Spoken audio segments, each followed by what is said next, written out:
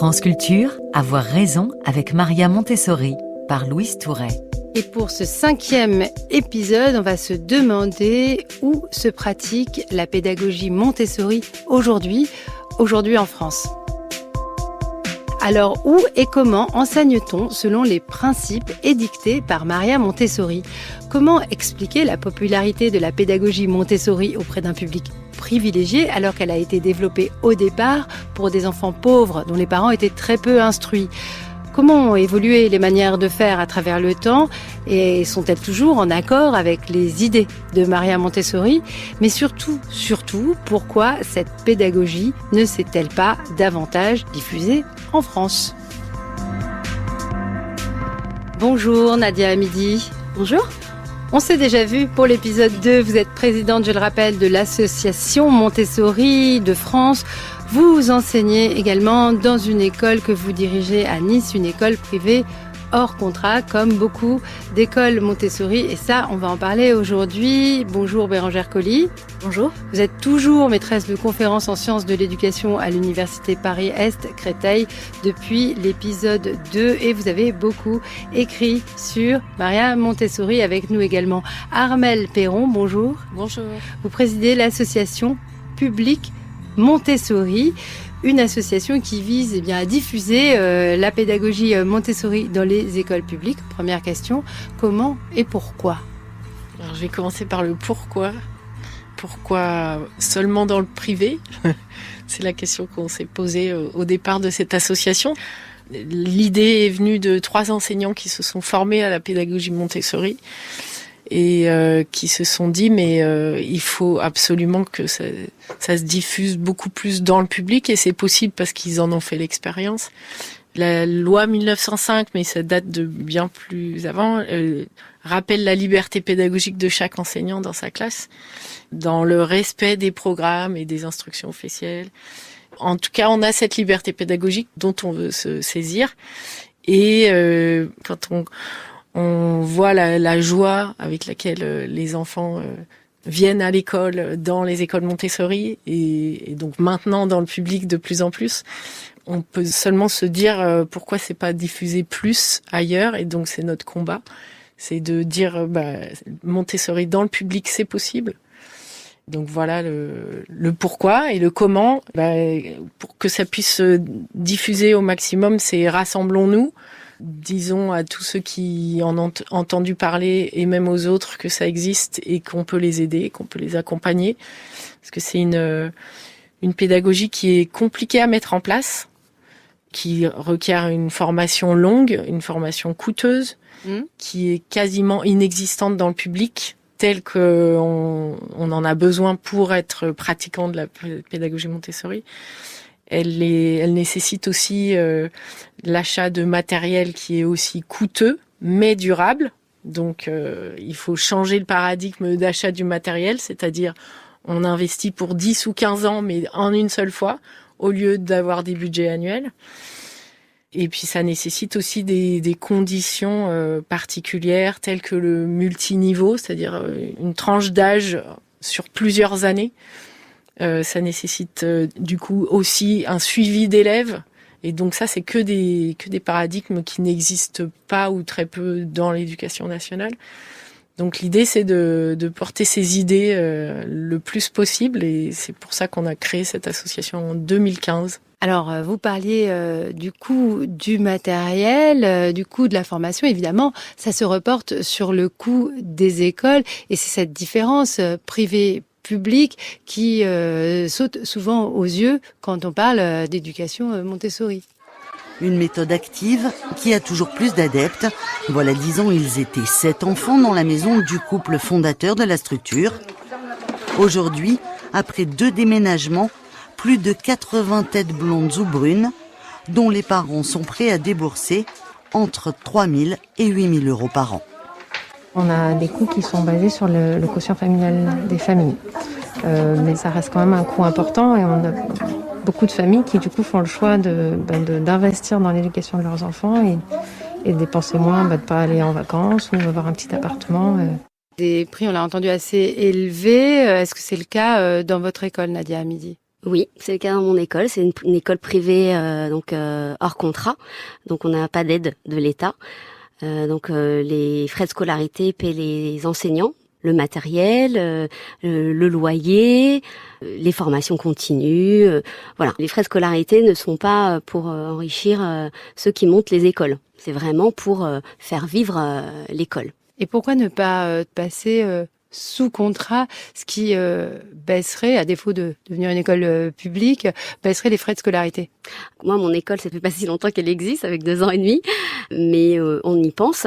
Pour cela, il faut que les enseignants soient formés de l'éducation nationale. Donc c'est un critère. Maintenant, c'est vrai que si on est sous contrat, on se doit de répondre au cadre de l'éducation nationale. Donc va restreindre notre liberté pédagogique. Et donc on n'est pas forcément prêt à le faire, puisque c'est quand même la base de la pédagogie, c'est la liberté. Donc si on choisit de créer une école Montessori, on veut vraiment pouvoir la créer avec les critères de l'environnement préparé de Maria Montessori.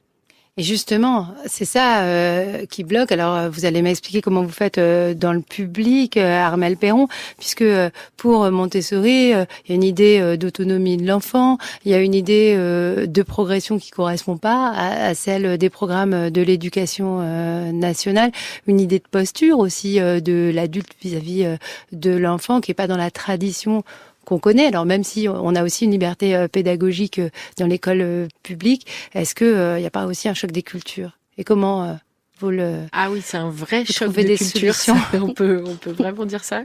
Mais après, moi, je réfléchis pas pour l'institution, je réfléchis pas pour les collègues, je vois juste l'objectif de l'enfant, donc du futur citoyen et de la société que j'ai envie de voir construire. Et donc avec cet unique objectif, on change complètement on se met dans une sorte, je sais pas, c'est une bulle, parce qu'on aimerait que ça puisse faire des émules, mais au départ, il faut vraiment se protéger de toutes les critiques et avoir confiance en soi. Et c'est pour ça l'idée de se rassembler, c'est ce soutien hyper important entre enseignants, et avec l'aide de tout le monde montessorien, en fait, on se sent vraiment soutenu. C'est-à-dire qu'on est constitué en groupes départementaux sur toute la France et dans les dom-toms, où on se rassemble régulièrement, au moins une fois par mois à peu près, dans chaque département. Enfin, pas tous les départements encore, mais c'est notre objectif. Mais aussi, on organise des conférences avec Bérangère Colli, avec plein d'intervenants qui vont venir soutenir notre démarche. Donc la question, c'était, on se heurte à beaucoup d'incompréhension vis-à-vis des collègues, de la hiérarchie. Donc moi, je suis toujours une petite voix qui me dit, va là où tu vas pouvoir semer ton projet. Il y a plein d'endroits où ça va être possible, et cherche cet endroit-là. Et donc là, par exemple, maintenant, je suis dans une école dans le 18e arrondissement de Paris, et ça a été possible de créer un environnement propice au développement de la pédagogie Montessori. Et je sais que c'est pas partout possible. Mais pour vous, c'est important d'être dans l'école publique. Ah bah moi, je ne travaillerai nulle part ailleurs que dans l'école publique, parce que l'idée, c'est d'offrir cette pédagogie merveilleuse à absolument tous les enfants, en assurant la gratuité de cette pédagogie. Alors bien sûr, les écoles privées nous sont utiles parce qu'elles sont comme des guides. Nous, on sait quel est notre objectif, puisqu'on sait comment ça fonctionne quand toutes les conditions montessoriennes sont réunies. Et puis c'est un lieu de ressourcement, c'est un lieu de formation aussi qui peut être.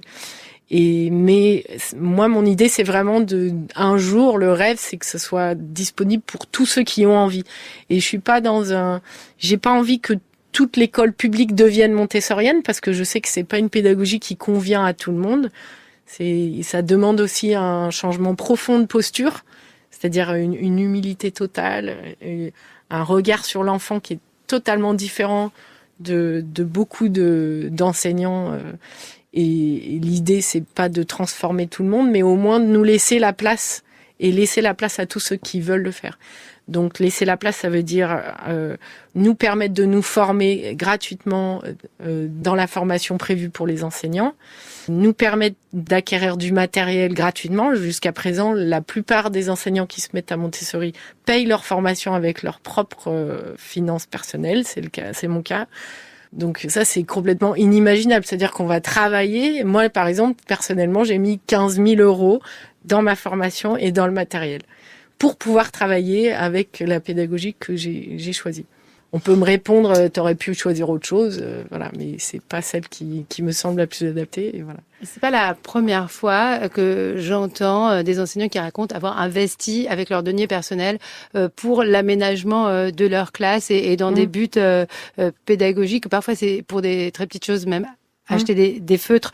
Donc là, vous soulevez une situation qui est commune, mais qui se trouve dans votre cas, évidemment, beaucoup plus importante, vu les montants engagés. Bérangère Colli, je voudrais revenir avec vous sur un peu l'histoire du mouvement Montessori en France, parce que cette pédagogie qui a été peut-être plus mise en lumière au XXIe siècle, pour aller vite, a tout de même continué à exister dans les années 60, 70, 80. Dans ces périodes-là, qui pratiquait et où pratiquait-on la pédagogie inventée par Maria Montessori ? Alors, c'est vrai que jusqu'à il y a une quinzaine d'années, on peut dire que le mouvement montessorien était plutôt confidentiel, dans le sens où il y avait très peu d'écoles. Ce qu'on peut dire cependant, et il faudrait faire attention aux faux amis peut-être, c'est-à-dire que l'école publique de 2023, c'est pas l'école publique de 1923 ou même d'avant. C'est-à-dire que même si la pédagogie Montessori, on a la sensation qu'elle n'entre pas dans l'école publique, il faut quand même savoir qu'il y a eu énormément d'influence, qu'il y a eu énormément d'assouplissement, qu'il y a eu énormément de... Alors j'aime pas ce terme d'innovation, mais en tout cas, il y a eu des modifications de pratiques et... Au début des années 50, lorsque Georgette Bernard, qui est une des fondatrices de l'association Montessori de France, écrit à Mario Montessori pour faire un petit peu un état de qui fait du Montessori en France. Mario Montessori, c'est le fils. Voilà, le fils de Maria Montessori. Et son héritier spirituel et intellectuel aussi. Voilà, qui gérait en fait le mouvement international. Elle lui écrit donc pour faire un état des lieux, et elle dit il y a une dizaine d'écoles strictes. Mais pour le reste, elle dit jardin d'enfants, école maternelle, tout le monde fait du Montessori hybride, tout le monde fait du Montessori panaché. Elle dit c'est du panachage. Donc ça veut dire que déjà dans les années 50, il y avait énormément de pratiques qui avaient diffusé en réalité dans l'école publique. Et par la suite, puisque moi je vous parlais des années 70, 80, qui sont aussi des années d'innovation pédagogique, 70 parce qu'on est dans la roue de mai 68, et 80 parce que avec le plan Lang, Jack Lang qui fut ministre de l'Éducation, a souhaité la liberté pédagogique des enseignants. Donc est-ce qu'il y a eu à ce moment-là aussi un frémissement du côté montessorien ? Alors, c'est une période que je connais un petit peu moins en tant qu'historienne, si je peux utiliser ce terme. Je sais pas si je suis une vraie historienne, mais en tout cas, c'est une période que peut-être je connais moins. La sensation que j'ai, ou l'hypothèse qu'on pourrait faire, c'est que jusque dans les années 70, au contraire, il y a des liens qui se font entre le public, le privé, le mouvement montessorien qu'on pourrait appeler strict, disons le mouvement montessorien lui-même, et puis d'autres partenaires. En revanche, après 1970, alors aussi pour des raisons internes au mouvement, j'ai l'impression qu'il y a beaucoup moins d'échanges et que c'est beaucoup plus étanche. Alors, qui pourrait paraître contre-intuitif, justement. J'ai l'impression que c'est plutôt, dans les années 70-80, il y a plutôt une étanchéité qui se fait et il y a moins de circulation. Peut-être une circulation qui revient aujourd'hui et c'est sans doute tant mieux. Alors, une autre chose me surprend quand je m'intéresse à la pédagogie Montessori, c'est qu'on a vu fleurir beaucoup d'écoles maternelles et on parle beaucoup des petits, mais la pédagogie Montessori, dans sa pensée et dans sa pratique, ne s'arrête pas à 6 ans.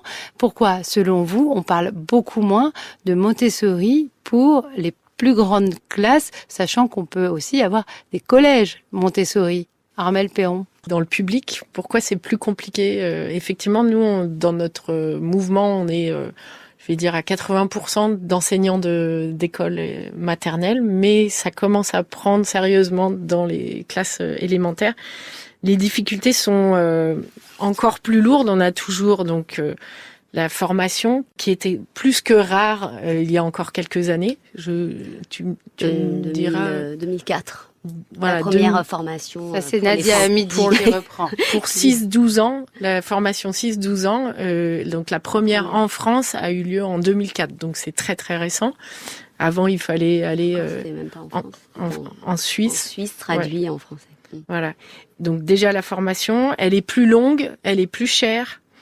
Et après, dans l'accueil dans les écoles, les attentes sont beaucoup plus grandes de la part des parents, de la part des inspecteurs, de l'institution de façon générale. Et surtout, on laisse peu de temps à l'enseignant pour pouvoir lancer sa pédagogie. Ça prend du temps. Il y a quasiment pas c'est très très compliqué d'avoir des multiniveaux, alors que les instructions officielles parlent de travail en cycle. C'est-à-dire quand on a entendu travail en cycle, on s'est dit waouh, ça y est, il y a une compréhension c'est important de laisser du temps à l'enfant. Et les cycles, en plus, correspondent exactement au cycle montessorien. Donc les cycles dans l'éducation nationale, c'est par exemple l'idée qu'il y a un cycle 1 en maternelle, mais ensuite un cycle qu'on engage à la grande section, ouais. Et on commence l'élémentaire, ouais. Et ensuite un autre cycle 3 pour la fin de l'école élémentaire. En fait. Sixième maintenant. Jusqu'en sixième. Et qui inclut la et sixième. Que, en fait, ces cycles, si les parents ne les connaissent pas, forcément, c'est parce qu'ils ne correspondent pas du tout aux césures maternelles, élémentaires et collèges. Au fonctionnement des écoles élémentaires en général, oui.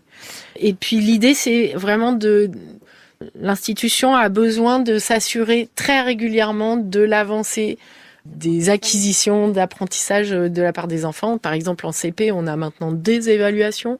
On va en avoir une en CM1 l'année prochaine, une en CM2. Une en grande section. Ça, ce sont les évaluations nationales. C'est-à-dire que, par exemple, en CP, tous les 6 mois, les enfants sont évalués. Et ça correspond pas du tout à la façon de faire en Montessori, où on laisse le temps à l'enfant et on peut très bien se dire, pendant 6 mois, il va être concentré sur les apprentissages en mathématiques et laisser un petit peu plus ce qu'on appelle le langage écrit, donc l'écriture, la lecture. Et donc, on a une grande confiance dans l'enfant qui fait que, quel que soit le nombre d'années qu'il lui faudra, de toute façon, il y arrivera. Et ça a rien à voir avec ce qui peut se faire dans les classes de l'école publique où en 6 mois il n'a pas appris à lire, c'est la catastrophe. Et même peut-être dans l'esprit de beaucoup de parents et d'éducateurs. Nadia Hamidi, avoir raison avec Maria Montessori. Est-ce que ça marche mieux pour les petites classes du côté des parents? Et puis au fur et à mesure qu'on avance dans la scolarité, on a envie de se rapprocher d'un système plus traditionnel et qui correspond plus aujourd'hui à ce que la société attend des enfants en termes de résultats, mais aussi de sélection, parce que c'est ça aussi qu'on fait à l'école. En fait, les parents qui viennent dans les écoles Montessori, ils ont eux-mêmes une démarche différente par rapport aux attentes. Alors c'est pas, ils veulent quand même que les enfants apprennent et voir des résultats, mais ils ont confiance en leur enfant et puis surtout qu'ils ont déjà commencé au premier cycle en maternelle en 3-6 et ils voient que l'enfant en 3-6 ans, l'enfant il sait lire, il déclenche la lecture à 4 ans, il sait faire des grandes opérations à 5 ans. Donc ils voient que de toute façon leur enfant avance. Donc en classe élémentaire, ils font confiance et ils voient bien que l'enfant apprend. Il apprend par lui-même, c'est-à-dire que l'enseignant est là pour lui donner le matériel pour que l'enfant puisse développer ses compétences, mais on n'est pas face à l'enfant, on a une posture complètement différente. C'est-à-dire que l'enfant, par la manipulation, on revient toujours à ce matériel, va pouvoir ordonner sa pensée et apprendre et avoir les acquisitions nécessaires, que ce soit en géographie, en biologie, et on a un retour avec les parents beaucoup plus important que dans les écoles traditionnelles. C'est-à-dire que on va avoir des réunions individuelles avec les parents. On va parler de l'enfant pendant une demi-heure, 3 fois par an, voire 4 fois par an. Mais ces résultats, on les obtient aussi parce que les parents qui sont prêts à assister à autant de réunions et à payer si cher pour la scolarité de leur enfant sont des parents extrêmement investis, Nadia Hamidi. Non, je suis désolée de vous le dire, mais non. C'est des parents qui travaillent énormément, donc ils viennent aux réunions. Alors c'est pas toujours les deux parents, mais nous on les oblige. Ça fait partie du règlement intérieur. On travaille en collaboration, mais souvent les parents n'ont malheureusement pas le temps de suivre leur enfant. Et justement, ils payent si cher comme vous dites, et donc ils veulent le résultat parce que derrière eux n'ont pas le temps de reprendre des choses ou de travailler avec l'enfant. Donc nous on se doit de les accompagner et de les aider dans la classe. Et souvent je dis d'ailleurs aux adultes quand il y a des difficultés avec certaines familles ou certains enfants, parce qu'ils disent oui mais tu te rends compte, mais ses parents à lui ils font ça. C'est pas. Et je leur dis mais qu'est-ce qu'elle faisait Maria Montessori? Comment elle a débuté? Les parents, c'est leur travail avec leur enfant à la maison. On peut les aider, les accompagner, certes. Mais nous, notre travail, c'est dans la classe qu'on doit le faire. Notre accompagnement physique, psychique, social, il se fait dans la classe, pas en dehors de la classe. Ce qui est extrêmement intéressant, c'est que cette question, elle taraude l'école en général et l'école publique, c'est-à-dire finalement que faire des enfants. Alors, évidemment, on imagine que le public le moins privilégié fréquente tout de même pas votre école, Nadia Hamidi, mais que faire des enfants, comment éduquer au mieux des enfants qui arrivent moins acculturés à ce que demande l'école, puisque c'est là que se fait la différence. On répète souvent cette vérité, et sur l'école française, elle reproduit très bien les inégalités sociales, voire les renforce. Ça, c'est un de nos leitmotifs, en fait. Moi, quand je vois des enfants qui, justement, n'auraient pas eu la chance de passer par nos classes, ou dans mes classes, parce que je peux parler je me dis, chaque jour, je regarde ces enfants. Moi, je suis dans une école de réseau d'éducation prioritaire.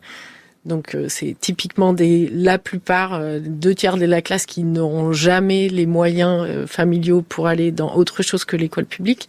Et certains enfants, je les vois évoluer sur les 3 années. Et je me dis, on leur a fait un vrai cadeau. Et on a fait aussi un cadeau, je pense en particulier à un enfant. L'autre jour, on a invité, je suis avec une collègue, on a invité les parents à venir discuter, un rendez-vous pour parler de l'enfant, etc. Et avec ce matériel, avec cette pédagogie, on peut aussi réconcilier les parents qui n'étaient pas dans un amour pour l'école, souvent avec des difficultés qu'ils ont vécues eux-mêmes avec l'école étant enfants.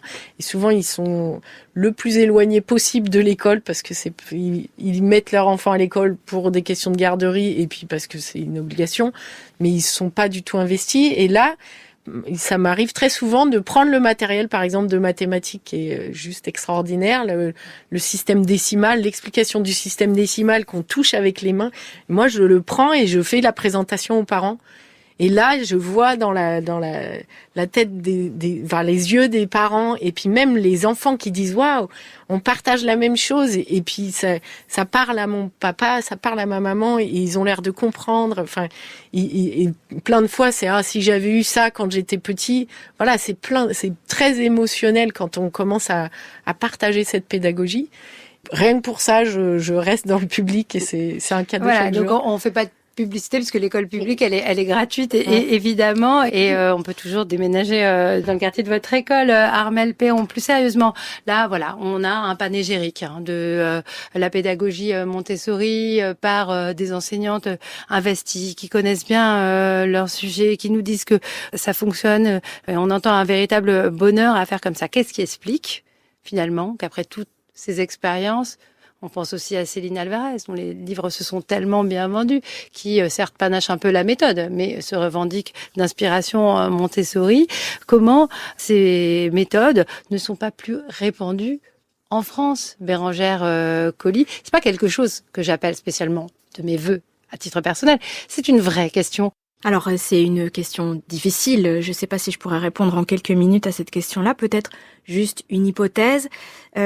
Lorsqu'on regarde l'histoire, on s'aperçoit que les pédagogies sont réceptionnées par l'école française, alors je dis volontairement française, avec l'idée qu'il faudrait adapter toujours les pédagogies à l'esprit français. Alors c'est l'époque qui veut ça aussi. On pense que une nationalité correspond à ce qu'on appelle un génie. Alors on a un génie français, comme on a un génie allemand ou un génie italien. Et donc, il faudrait adapter les pédagogies qui arrivent de l'étranger à un contexte national. Or, il se trouve que notre école française est étroitement liée à l'organisation aussi de la République et au creuset dans lequel se forme le futur citoyen. Et donc, il y a un caractère national, mais qui est aussi politique, très fort de l'école, ce qui fait que ce modèle français, il est, alors je dis pas par nature, mais historiquement, on voit qu'il est un peu rétif à ce qui pourrait arriver de l'extérieur et qui viendrait bousculer un petit peu cette organisation-là, qui a été pensée d'une certaine manière avec la laïcité, la liberté, l'égalité, la fraternité, etc. On voit par exemple que l'école maternelle française est très influencée d'abord par Froebel, et puis quand arrive la Première Guerre mondiale, Froebel, on a plus trop envie d'avoir cette référence-là. Donc, on va petit à petit plus facilement se tourner vers Montessori dans les années 20, par exemple. Alors, c'est une hypothèse, mais cette hypothèse dirait que finalement, il faut toujours adapter, bien d'une certaine manière, c'est comme si on ne changeait jamais en adaptant toujours à quelque chose qui finalement reste pérenne, puisque le modèle reste toujours le même, quels que soient les apports extérieurs qu'on fait. Je ne sais pas si c'est clair. Est-ce que dans ce modèle, et peut-être ça va éclaircir pour ceux pour qui ça ne le serait pas, l'élève, selon l'école française, c'est pas du tout l'élève selon Maria Montessori, élève qui est d'ailleurs un enfant, pour reprendre le titre de son livre, et c'est que cette vision de l'enfant-élève n'est pas la même des deux côtés, donc école traditionnelle française et puis éducation Montessori. Et c'est ça la grande différence. Alors, c'est sûr que c'est une des différences. Alors, je ne sais pas si c'est une conception de l'élève ou si c'est la coupure entre élève et enfant. Clairement, dans le modèle de l'école qu'on dirait classique, il y a une coupure où, alors selon les enseignants, cette coupure elle est plus ou moins grande, mais il y a une coupure quand même assez nette entre la famille et l'école, entre l'élève et l'enfant. On parle même parfois de métier d'élève, ce qui est quand même extrêmement fort, et on a la conception de l'école maternelle comme la préparation au métier d'élève qui commencerait officiellement au cours préparatoire. Alors chose qui a été modifiée. Ça commence avec Jules Ferry pour aller vite, et puis finalement c'est réactivé.